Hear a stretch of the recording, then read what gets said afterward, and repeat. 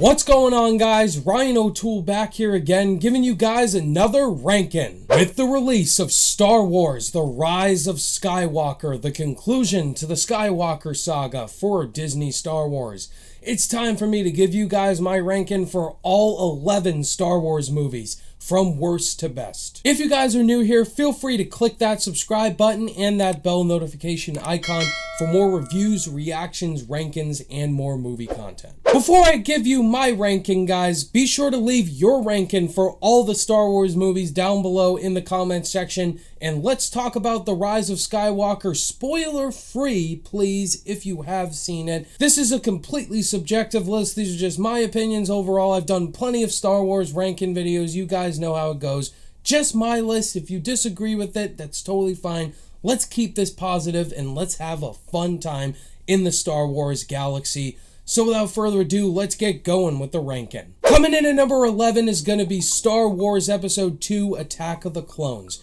Rewatching this movie, it's definitely a chore to get through. The special effects do not hold up whatsoever. Hayden Christensen as Anakin Skywalker is definitely the worst part about this movie. The Geonosis stuff was very CGI heavy, but I enjoyed the action parts about it. The love story with Anakin and Padme is so dull. I really do like Ewan McGregor as Obi-Wan.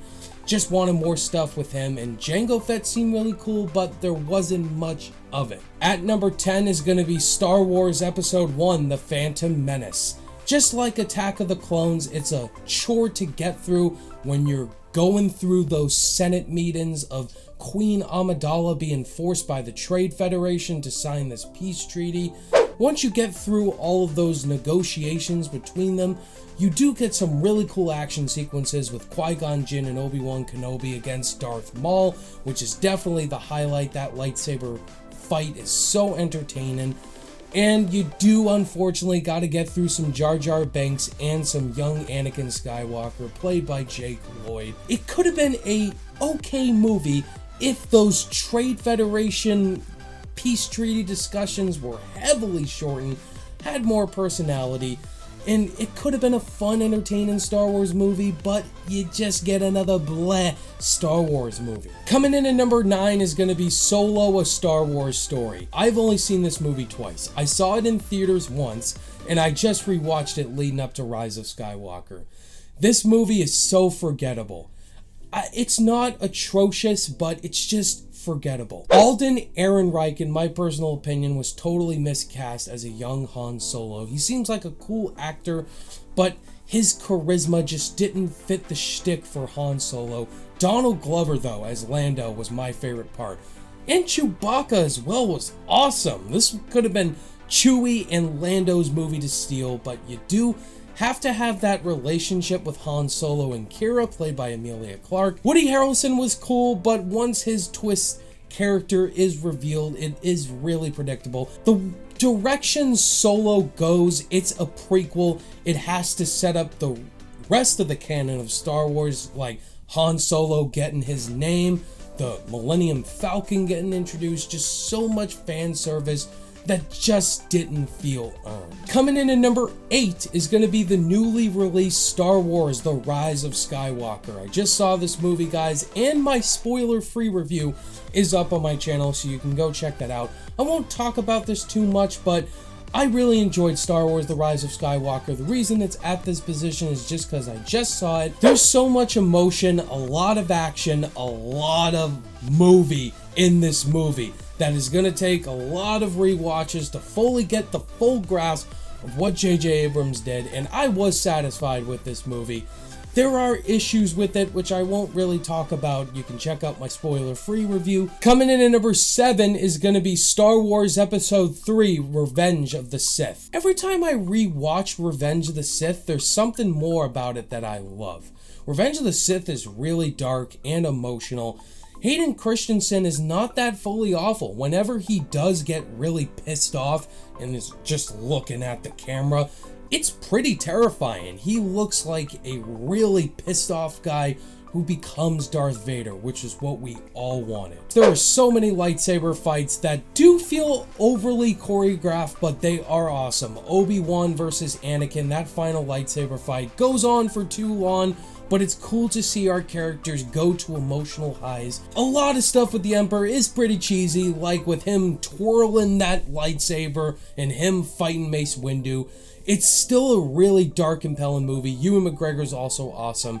General Grievous was pretty at times, but still, Revenge of the Sith had those dark PG-13 moments that I enjoyed. At number 6 is going to be Star Wars Episode 8, The Last Jedi. Now, rewatching The Last Jedi, it has gone down a little bit for me, but I think The Last Jedi did not ruin Star Wars, like many people say. It does have issues that I did see rewatching it, for sure.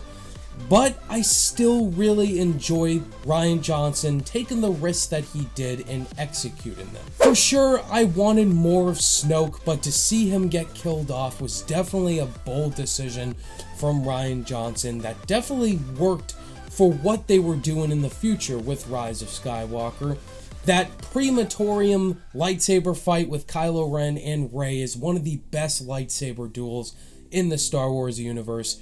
And Mark Hamill gives his best performance in the saga. I love the direction Luke goes in, of him not feeling the Jedi ways anymore, and just him accepting his destiny with the Force. That final lightsaber fight does make sense. It is Luke accepting his destiny with the Force, and to say that he is not the last Jedi, and that it is Rey. Top 5, guys. Coming in at number 5 is Star Wars Episode 6, Return of the Jedi. There's just something about Return of the Jedi that I have been missing.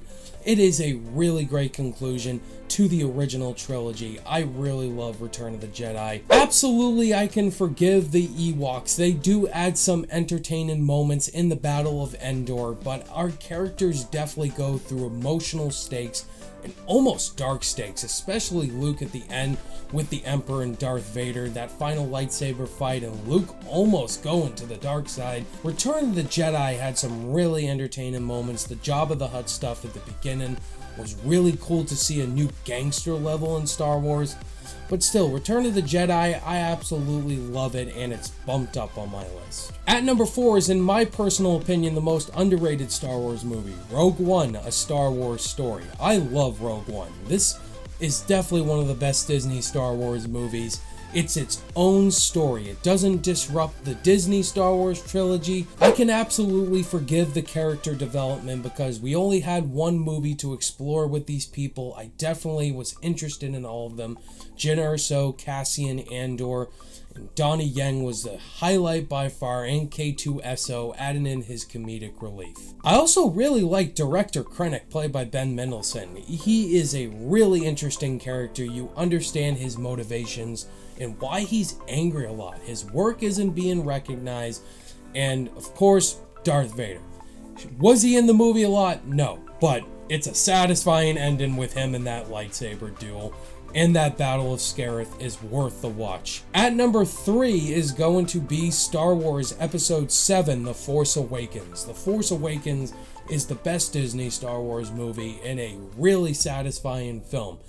Does it feel similar to A New Hope? Yes, but is it ripping it off? No. Unfortunately, though, with the character of Rey, I can understand people's criticisms of people calling her a Mary Sue, and those Mary Sue vibes with Rey are present in this movie. Rey really doesn't have much weaknesses at all in this movie. She does things completely easily, like fly the Millennium Falcon. It is an entertaining watch. Han Solo is awesome. Just everything about this movie made me almost cry and just be entertained, because it's a great Star Wars movie in a long time. Coming in number 2 is going to be Star Wars Episode 4, A New Hope. A New Hope is the first Star Wars movie, and it's still timeless. George Lucas directed this masterpiece.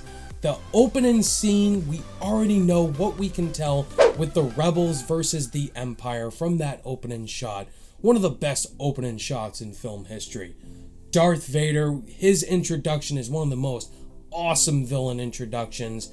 We get introduced to iconic characters from left to right, Luke, Leia, Han Solo, Chewbacca. You're just thrown into this awesome roller coaster of awesome action sequences and characters because George Lucas created it, and New Hope is definitely a timeless masterpiece. But the masterpiece of all masterpieces, coming in at number 1, is my favorite film of all time, The Empire Strikes Back. Empire Strikes Back completely wipes out all these other movies in terms of its filmmaking, its acting, its setting, and just overall film.